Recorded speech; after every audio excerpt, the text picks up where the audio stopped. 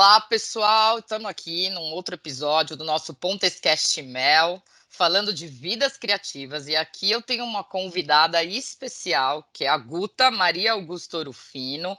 Oi, Guta, tudo bem com você? Oi, Mel, tudo ótimo, querida. Uma alegria estar aqui contigo. Nossa, um prazer imenso estar aqui com você. Demorou, mas a gente conseguiu gravar, hein? Gente, quem que é a Guta? Guta, na minha opinião, é um dos grandes nomes do Brasil quando a gente fala de inovação. Né? Ela é autora do livro Liderança para Inovação. Acabou de liberar agora, né, Guta? Lançou um outro livro, não foi isso? Oi, a Jornada Ágil pela DVS. Jornada Ágil, é estrategista visual, participa da TED Talker, palestrante, pesquisadora, educadora corporativa na área de inovação, liderança e metodologias ágeis, professora da SPM, HSM, apresentadora de capacitação da UOL EdTech, da Anima, da HSM University, é mestre em conhecimento e gestão do conhecimento, tem curso de extensão na Duke University, Berkeley, enfim, Barcelona. E mais importante, na minha opinião, ela foi premiada, foi esse ano, né, como personalidade do ano, Foi o ano passado, 2021. 2021. Top of Mind de HSM Academy. Gente, eu ficaria aqui horas falando e 50 multiplicadores, né, as melhores aí de criatividade do Brasil. Guta, assim, é um prazer. Eu te conheci naquele curso de organização exponencial, da Casa Educação, e eu tive o privilégio de ter uma aula com você esse curso, um prazer imenso. E, Guta, eu vou começar aqui fazendo uma pergunta para você. Diga Super lá. importante, né? Você é uma das pioneiras e um dos grandes nomes do Brasil quando o assunto é desenvolvimento de modelos de negócio. Então, Uhum. certo. Então, assim, para esclarecer para quem está escutando aqui, para começar a nossa conversa, como você acredita que o modelo de negócio ele pode ajudar uma empresa a inovar? Então, Mel, primeiro a gente precisa entender que até 2010, no Brasil, só era considerado inovação pela Confederação Nacional das Indústrias aquilo que gerasse uma patente. Quando começam a surgir as startups que não têm patente, eu não posso gerar, eu não registro um software, eu não posso gerar uma patente com um software, começou a se pensar qual era o modelo de negócio. Aí que começa a surgir essa expressão no mundo do que vinha a ser modelo de negócio. E aí se começa a pensar, o modelo de negócio deles é tecnologia, é gerar negócio pela internet, é fazer e-commerce. Muitos começaram com e-commerce, né? E aí o mundo começa a olhar que eu não preciso necessariamente ter uma patente para ser inovadora, eu também posso inovar no meu modelo de negócio, na maneira como eu monetizo, na maneira como eu entrego valor, na maneira como eu chego. Né? Então, eu trago um exemplo clássico aqui, que são das Havaianas, que faz uma mudança no seu modelo de negócio quando ela sai do fundo dos armazéns, e que sou do tempo da Havaiana azul e branca, que foi a primeira. Todo mundo teve uma Havaiana azul e branca que ficava no fundão daqueles armazéns empoeirados, aqueles supermercados de interior, e ela vai para o seu próprio ponto de venda com lojas conceito dentro de shoppings e trazendo até cristais na sua tira, né? Na sua sandalinha ali, e daí começa a mudar o modelo, mas o estampo é o mesmo. Então, se começa a ver que eu posso mudar o meu modelo de negócio, atraindo novas formas de monetização, sem necessariamente ter um novo produto ou uma patente. E isso revoluciona o mundo. Né? Então, quando a gente começa a estudar essa visão do modelo de negócio, é entender que outros canais, que outras formas, que outra maneira de, ou que seja no atendimento ao cliente, no relacionamento da minha marca, em produtos agregados naquilo que eu entrego como serviço que eu posso modificar. Né? E isso realmente mudou a nossa forma de encarar a inovação, e não foi, o Brasil é consequência, isso começa no mundo, né? Começou no mundo, e aí se vem nisso que a gente hoje começa a ver, como o caso do Nubank, que traz um novo modelo de negócio altamente inovador por uma questão monetária, financeira, que era aquele banco tradicional que se tinha e todo mundo sai correndo para se digitalizar e todo mundo, né, toda a nossa indústria bancária no Brasil teve que correr atrás e se modificar depois que surge o Nubank, né? Então, é possível, sim, eu, do nada, trazer um novo modelo de negócio e causar um furor num mercado estabelecido. Então, é isso que acontece. O Guta, mas assim, eu acho incrível o seu pioneirismo com design thinking. Eu acho que você começou a explorar em uma época que ninguém falava sobre Alguém isso. falava.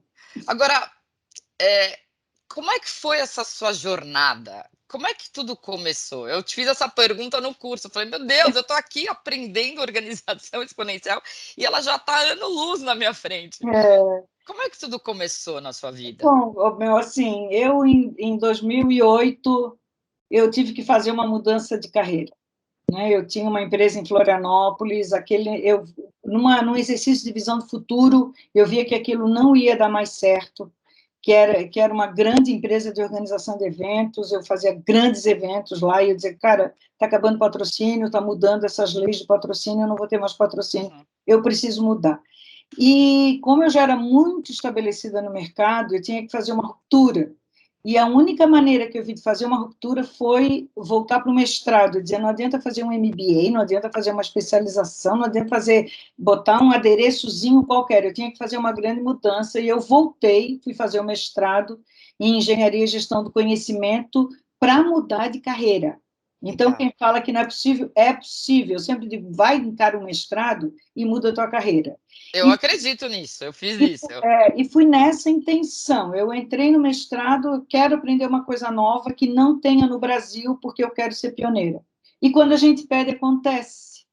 E naquela ocasião, eu tive a felicidade sabe quando chega no primeiro dia de aula que tem uma pessoa que senta do teu lado e bate a empatia? Sim. Eu tive a felicidade de sentar do lado do Maurício Manhãs, que já estava trabalhando um tema inédito também, que era design de serviço, e o Maurício teve a oportunidade, por conta do design de serviço, de ir para a Alemanha e participou de um curso de design thinking. Ninguém falava no Brasil. Não, imagina, 2008? Em Não. 2008, ninguém falava. Luiz Alt e Tennyson Pinheiro começaram a fazer isso num curso da SPM, foram os dois. Depois veio Juliana e Ricardo Rufo, que hoje é a Escola de Design Thinking, e Uhum. eu e Maurício Manhãs. Então, a gente sabe assim que a gente foi realmente pioneiro no Brasil em trazer esse conceito. Como o Maurício estava vindo da fonte, ele disse, Guta, nós temos que fazer isso. O que é isso, Maurício? Eu não sabia o que era.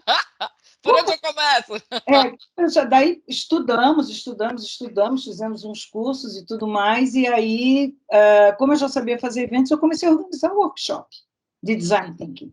E as pessoas não sabiam nem pronunciar design thinking, diziam design thinking, qualquer coisa.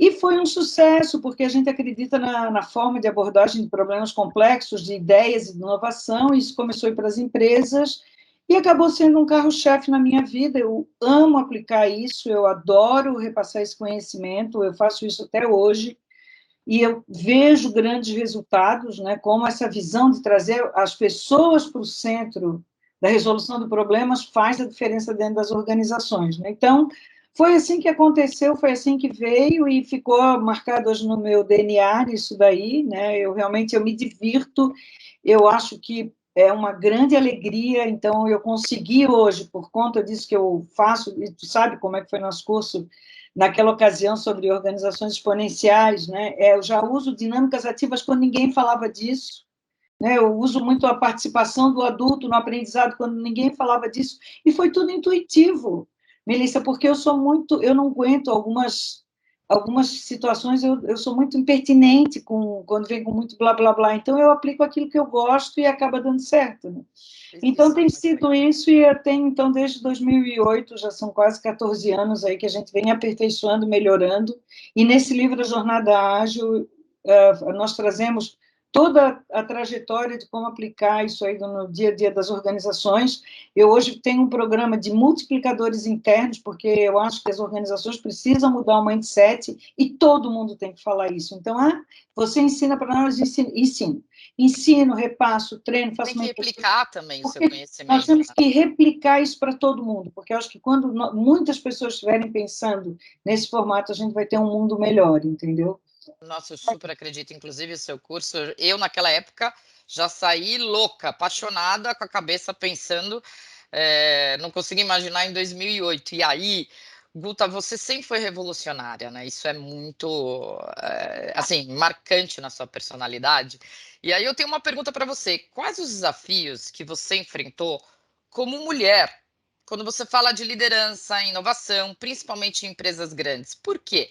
Porque quando você pensa um pouco fora da caixa, né? Ou você tem uma atitude diferente do tradicional, isso as pessoas se assustam. Eu lembro, só fazendo um gancho, que uma vez eu recebi um feedback de uma empresa, porque eu já trabalhei em empresas tradicionais, e eles me falaram que não era legal porque eu era muito feliz, porque eu estava sempre rindo, porque eu pensava fora da caixa. E aquilo foi um feedback ruim. E de verdade, eu não peguei esse feedback para mim. Mas eu acho que isso você enfrenta esses desafios. Então minha pergunta para você é: quais desafios que você enfrentou, falando de inovação e liderança como mulher? Olha, eu já sou de uma geração que trabalha há muito tempo, né? Então, Sim. eu sou de uma geração que enfrentava desafios como mulher numa empresa que eu trabalhei numa estatal do setor elétrico lá em Florianópolis, Nossa. onde 90% eram engenheiros, e a gente nem sabia o que era assédio, o que era assédio moral, Não assédio tinha isso. sexual, porque isso não existia, né? Então, eu era chamada que eu era muito inteligente, você é muito inteligente. Sempre agradecia, eu digo, inteligente é a letra bonita, eu sempre dizia isso, né? Obrigada! Olha, sou inteligente e a letra bonita, sempre brincava assim, porque a gente percebia aquilo ali realmente tinha que ter muita inteligência, emocional, inclusive, né? Quando eu já comecei como consultora, eu já comecei calejada, sabe, Mel? Uhum. Calejada. Então, assim, ó, se hoje o princípio da empresa, o propósito da empresa, a missão que ela tem não bate com os meus valores, eu já não faço nem proposta. Eu nem vou. Perfeito. Ótimo. Não vou, porque hoje eu acho que a gente tem que se dar o luxo de trabalhar com quem bate nas questões de alegria, de felicidade, de trato com o ser humano. Valores, né? Valores e tudo mais. Então, eu acho assim, fecha uma porta, mas abre outras duas. Eu sempre estou me conectando com aquilo que eu quero, com aquilo que eu acho relevante, né, com quem é aquilo que traz. E acredita, quando a gente traz isso no meu propósito, né, que é compartilhar conhecimento para empoderar as pessoas, se eu estou num local que não traz esse empoderamento para as pessoas, não é o meu local, porque não está dentro do meu propósito. E hoje eu abro mão disso, eu digo que não tem agenda, eu falo que não bate comigo, Perfeito.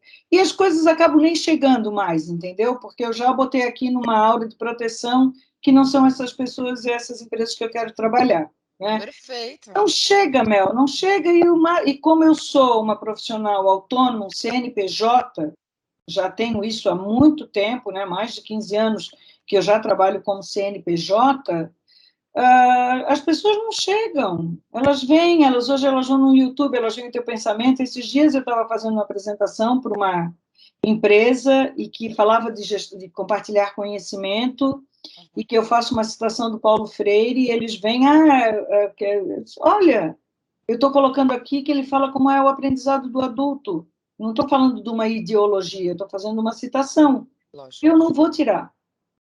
Eu não vou tirar, senão se eu não tenho o direito de citar quem eu leio e quem eu gosto, eu não vou tirar. E a pessoa, mas veja bem, eu digo, peraí, gente, o que é isso? Entendeu? Então, são situações que a gente, na maturidade, vai colocando. E acredita, ninguém te cancela por isso. Ninguém Acredito te nisso. cancela. Porque as pessoas querem pessoas posicionadas, com respeito, daí até foi engraçado que nesse caso me mandaram uma outra frase, disse, quem é essa pessoa? Eu não li quem é. Eu não vou estar botando citação de quem eu não sei quem é. Não sei também, copiei, não sei de onde. Então, nós vamos deletar isso aqui, porque ou você me dá a fonte, ou eu não vou falar, porque isso também é outra Tá. coisa, sabe, Mel, que eu sou apaixonada por fonte. Tudo que eu falo está em cima de ombro de gigantes. Tudo que eu falo foi porque eu pesquisei de alguém. Quando eu fiz esses 2 livros aqui, uma das minhas maiores preocupações era na revisão, ter certeza que tudo que estava sendo citado estava dizendo quem era o autor, entendeu?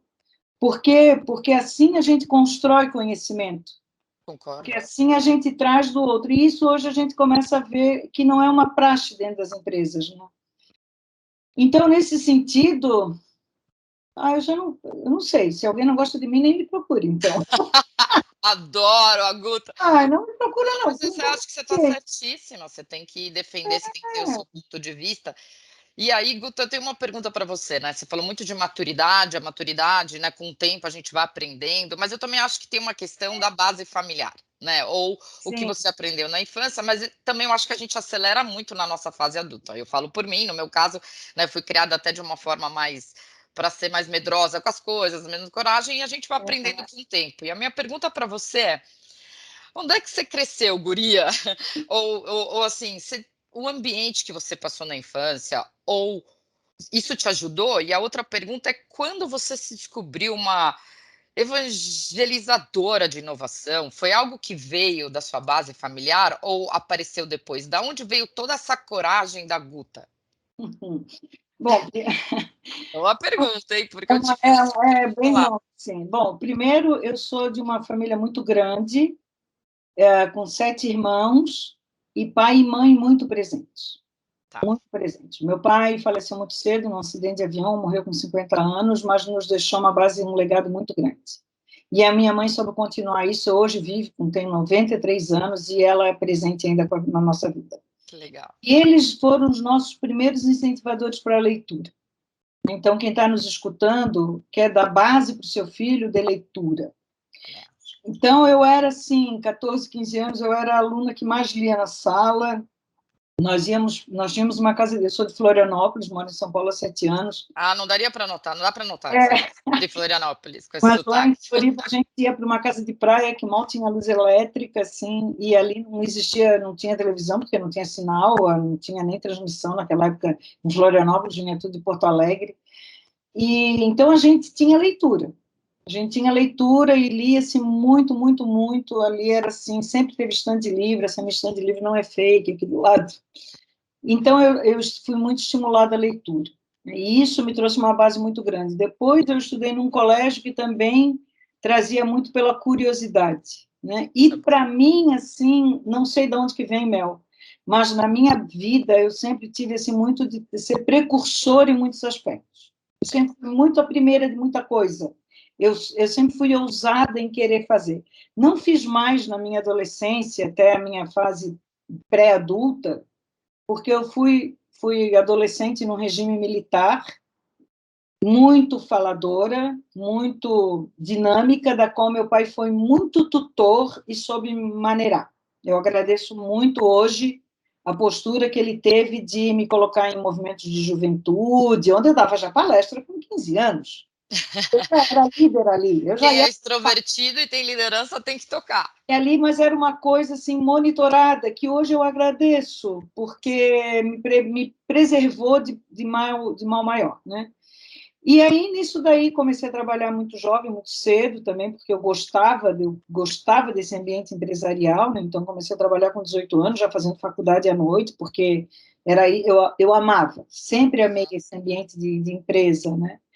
E essa coisa da inovação, ela surge no meu mestrado. Eu nunca tinha trabalhado em inovação antes. Você E falou uma que você coisa, trabalhava com eventos, né? Mel, foi assim, eu achava, todo mundo que eu falava de inovação dizia, mas tu vai trabalhar com essa encrenca? Mas tu consegue trabalhar? Eu digo, tá aí um problema que eu preciso traduzir. E aí comecei a ser tradutora daquilo que era rabuscado para uma linguagem simples. E isso eu me vejo hoje. Eu gosto de pegar um problema bem complicado que ninguém entende e traduzir para o Traduzir. simples, para que todo mundo possa aplicar. Porque todo mundo pode aplicar, entendeu? Não é. E quando eu vi a vida de consultor, era uma coisa meio enigmática, eu guardo segredos. Cara, não tem segredo nenhum. Vamos ensinar todo mundo a fazer. Então eu comecei quebrando essa barreira dos mitos, dos gurus. Eu não tenho guru, não gosto de guru, e que se tem, se quem está nos escutando tenha guru, mate o seu guru. Porque o seu guru está dentro de você. Também acho, também acho. Você é o seu guru. Né? Então, essa coisa do fulano que disse do Beltrano, não, eu adoro quebrar essas frescuras, sabe? E foi nessa de querer quebrar e traduzir que eu comecei cada vez lendo mais, estudando mais, me deparando com novos conceitos, com novas formas de abordar e simplificando a linguagem, porque Hoje nós não temos um único departamento responsável pela inovação, todos nós temos áreas que nós podemos inovar, né? Então eu trago essa simplificação das coisas, né? E você faz isso mesmo, porque o curso que eu fiz com você era super complexo. Em 2 dias você traduziu de uma forma muito simples e as pessoas saíram de lá com exercícios aplicando na prática. Mas, Guta, sabe uma coisa no curso que você me contou, quando a gente estava batendo papo no café, que eu preciso falar isso, que Que era? além de você ser muito corajosa, eu falei, mas Guta, você tem startup? Eu lembro que você falou, eu tinha X startups, X faliram e agora eu tô com X. Você comentou isso, fala um pouquinho, porque aqui vem tua coragem. Eu falei, meu Deus, quem é essa mulher que está me dando curso? Eu já desisti das startups, porque tem que se dedicar muito. Chegou numa hora, Mel, principalmente na pandemia, que eu pensei, eu digo, eu quero trabalhar o meu nome, sabe? Porque, assim, eu acho bacana da palestra, assim, sempre gostei de palco, tenho vontade de fazer teatro ainda. Eu gosto dessa coisa de me comunicar, das pessoas entenderem o que eu estou falando. Então, eu tinha realmente uma startup chamada BeFind, naquela ocasião, que conectava consultores com empresas, mas o match não estava muito bom, eu tinha que parar o que eu estava fazendo, e foi mais ou menos uma escolha de Sofia. Sim. Eu disse, cara, eu tenho aqui hoje uma carreira como consultora, como professora, que eu optei por isso, e daí eu passei para os outros essa startup e abrir mão disso. Então, hoje eu não tenho nenhuma startup, mas eu faço muita mentoria com muita gente, né, com quem me pede.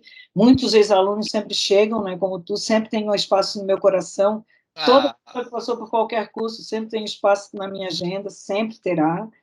Então, nesse ponto, assim, hoje eu me dedico mais a isso, assim, mas eu gostaria de ter criado uma coisa assim que fosse replicável, que fosse rentável, que eu pudesse parar de trabalhar, mas eu não me vejo nisso. Estou sempre inventando uma coisa nova, né? Então não estou com nenhuma startup. sempre se inovando, né? Sempre inovando. Agora, Guta, Mas, em algum mas momento eu você teve medo? Ai, desculpa, pode falar. nunca tive medo, Nunca. nunca tive medo.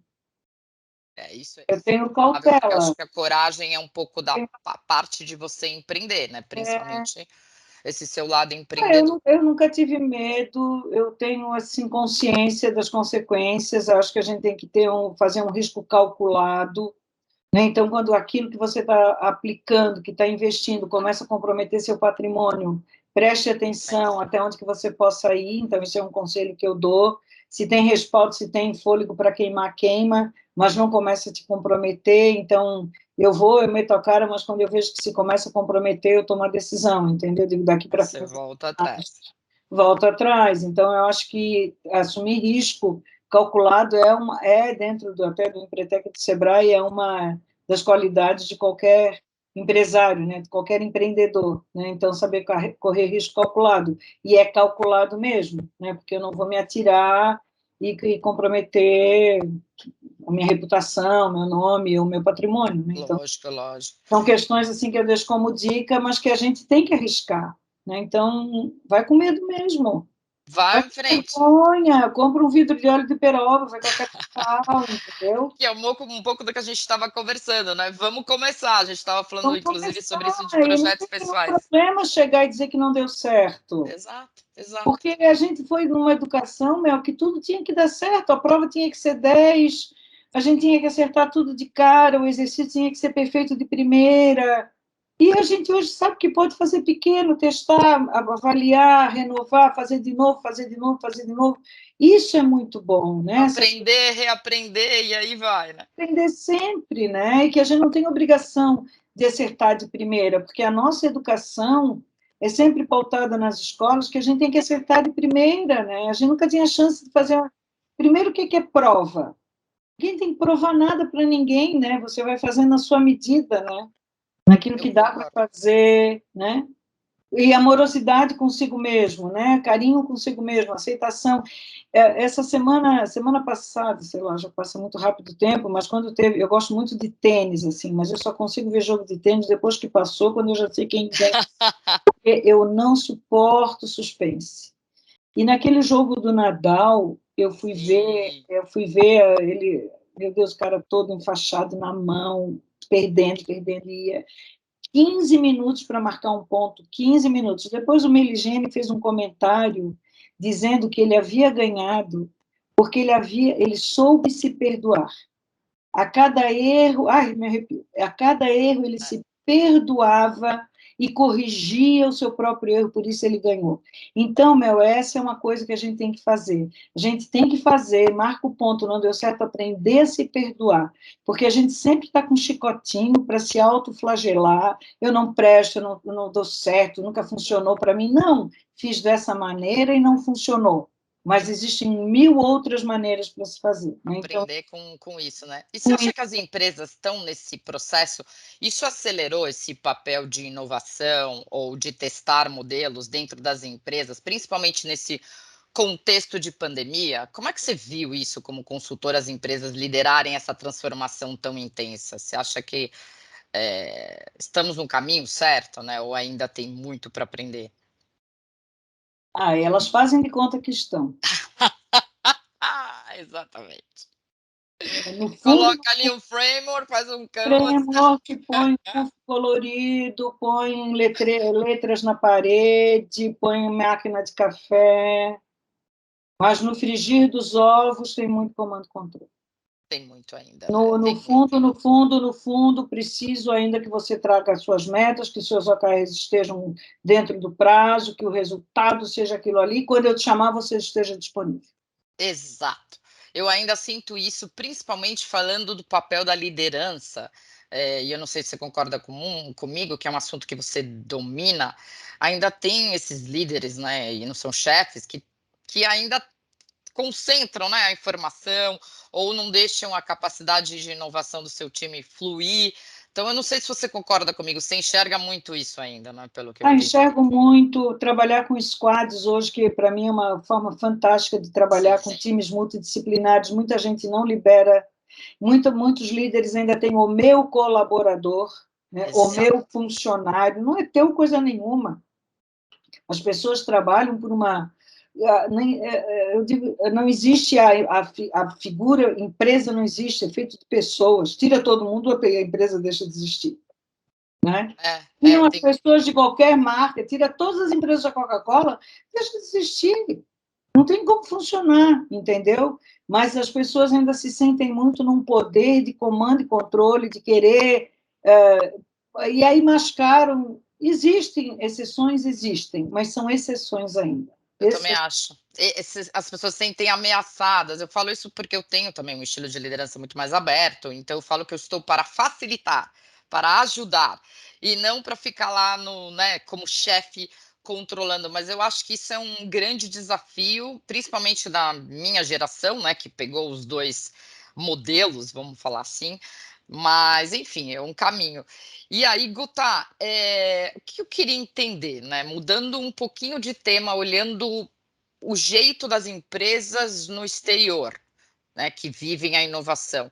Como é que você enxerga comparando com o mercado brasileiro? Como nós estamos? Você que teve muito contato e tem contato com o pessoal de fora.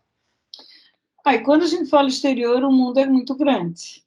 Né? Sim, Vamos dizer sim. que eu estou trazendo um eurocentrismo, se eu estou trazendo uma posição de Índia, China, Estados Unidos e Canadá, é uma coisa. Né? Israel também? Israel também já traz hoje, né, algumas Sim. posições, e tem algumas situações assim que ainda assim não é uma visão global. Né? A própria América Latina, ainda aqui, Chile, tem o México tem trazido situações assim bastante interessantes assim, né, nesse ponto. O Uruguai tem se posicionado também Sim. como um centro que tem estimulado pequenininho e que eu acho que é uma grande carreira para ele, né? Estimular startups a irem para lá, eles estão com planos de bastante incentivo, assim. Eu acho que isso varia muito de área para área, a gente está vendo agora, eu queria muito estar lá numa exposição em Dubai, que está tendo a Ah, eu fiquei Expo. encantada. Acho que eles vão. Acho que vai até quando? Vai até março, né? Eu escutei. Não sei, mas assim, Fiquei ano que vem, encantada. no ano que vem nós temos que ir, Mel, vamos para Mas lá. não é a cada 5 anos? É a cada 5 anos, eu acho, essa exposição. Não, bom, eu tenho que me... Bom, vamos combinar, porque eu fiquei encantada. Eu vi uma palestra, eu achei surreal. Então, assim, a gente está vendo assim, muitos estímulos, porque a única forma hoje de conseguir dinheiro novo é trazendo a inovação. A inovação é um sentido de eu conseguir novos mercados e, com isso, ampliar aquilo que eu faço hoje, né? Então, é a possibilidade que a gente tem de conquistar outras áreas e novos clientes. Então, como é que eu vou ampliar? Por quê? Porque a fidelização hoje é um aspecto, meu, que já deixou de existir. Se amanhã alguém te mostra uma coisa melhor, tu troca. Uhum. E a vulnerabilidade dos clientes hoje em fazer troca é muito rápida. Então, constantemente, ou eu trago uma inovação para poder atrair essas pessoas e ficarem comigo, ou eu vou perder. Exato. Então, essa é uma condição de que a inovação é fundamental. Então, quem está nos escutando, mas eu sempre fiz assim, sempre funcionou. Cuidado, pode amanhã ter um corte. Né? Hoje está funcionando, né? O que você vai fazer amanhã? Mas o que é que vai ser amanhã? Para ter essa troca é muito rápido. Então, por que, que hoje a inovação é imprescindível? Porque a mudança é inevitável. Ela vai acontecer. Ou a gente se modifica, né? No meu caso, que trabalho com conteúdo, ou eu trago novos conteúdos, ou eu caduco em um ano. Exato. Entende? Então, assim, o que é que você tem feito para ampliar e trazer novos conceitos, novos mercados, novas visões, novas entregas? E isso é pela inovação. E Guta, assim, você, para uma pessoa que está em busca de desenvolver um modelo de negócios coerente e inovador, além disso que você falou de sempre, né, se reinventar, que outro conselho você daria, assim, para a gente quase fechar aqui o nosso bate-papo? Se apaixonar por problema, Mel. Ah, então tá bom, tô bem na fita. Quando você identifica novos problemas que não têm solução, você tem uma grande chance de ser inovador. Porque se a gente for analisar todas as startups que começaram, foi a partir de um problema que eles identificavam. O próprio CEO né, agora é a Cris, mas o Vélez do Nubank disse, eu tive muita dificuldade em abrir uma conta bancária quando cheguei ao Brasil. E quis simplificar o processo. E simplificou barbaramente, né? Sim. Então, assim, quando a gente quer trazer hoje, não é aquilo que você quer fazer, o que você gosta de fazer, mas é aquilo que é uma necessidade explícita de um grupo de pessoas. Ali reside um grande potencial e tem muita coisa a ser feita. Muita coisa a ser feita. Então, é ir para a rua, é identificar necessidades, é ver carências, e, claro, junto com a sua capacidade e a sua habilidade, porque daí fica mais fácil poder levar. Né? Eu não vou criar um negócio voltado para a indústria mecânica, para conserto de carro, porque não é minha habilidade. Sim. Mas, então, naquilo que você consegue identificar que pode ajudar. Né? Se aprofundar, que foi o que eu aprendi no curso Organização Exponencial, com a professora Exatamente Guta. isso. Então, a gente começa a ver onde é que você reclama, que serviço você não gosta, que atividades você vê que são carentes. Tem tudo potencial para poder ter uma inovação. Aí, ó, olha a dica aí, todo quem está escutando. E Guta, para fechar nosso bate-papo, que de Vidas Criativas, Pontescast Mel, queria entender como você lida aí com pontes e conexões e o que você acredita nesse poder dessas novas relações. Que é o que a gente está fazendo aqui, né? Você foi uma professora e eu estou aqui falando contigo. A gente já se conectou com um projeto pessoal, né? Um pouquinho antes do nosso bate-papo. E aí vai. Como é que você enxerga o poder de pontes e conexões? Bom, um dos conceitos que eu abordo nos meus cursos é a inovação como ponte entre diferentes, né, que é do professor Jank, lá da Universidade da Suécia. Ele tem um doutorado nessa área que eu uso muito. Eu me considero, eu sempre digo que eu poderia ter no meu sobrenome Maria Augusta Ponte Orofino, porque eu tenho demais nisso, né, e é de conexões que a vida é feita, né, porque a gente sozinho não faz nada. Então, tanto é que no nosso modelo lá do Canvas, do modelo de negócio, um dos aspectos é parcerias estratégicas. Né? Então, Sim. quem são os parceiros estratégicos que podem te ajudar? Faça essas conexões, se una a eles, porque o caminho vai ficar mais curto. Né? Quando a gente quer fazer tudo sozinho, não resolve nada.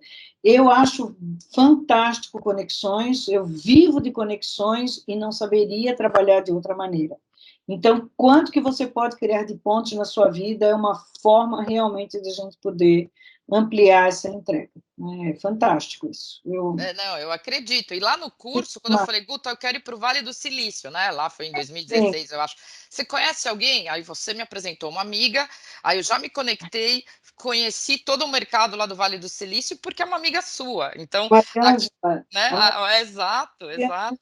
é, Então, aqui tem um grande exemplo de pontos e conexões. Guta, eu acho que a gente vai ter que parar por aqui. Como é que eu te acho no Instagram, nos seus cursos. Bom, Agora, vamos lá, fala um vamos pouquinho lá. aí para todo mundo. Em tudo eu estou como Maria Augusta Orofino, @ Maria Augusta Orofino no Instagram, no LinkedIn, no Facebook, tudo é Maria Augusta Orofino. E eu tenho uma página, né? Eu tenho um site chamado mariaaugusta.com.br, que é o meu grande espaço de compartilhar conhecimento, onde todos os meus livros estão listados, onde tem muitos materiais gratuitos e onde semanalmente eu publico um post que acabou resultando no livro Liderança para Inovação. Então, ali tem todos os links para o meu canal no YouTube, onde eu também tenho feito várias entrevistas, e a vida está ali. Então, é só digitar Maria Augusta Orofino no Google que ele me acha. Fantástico, e eu vou ler seu livro. Então, ó, queria muito te agradecer o nosso bate-papo, super obrigada, foi um prazer te entrevistar.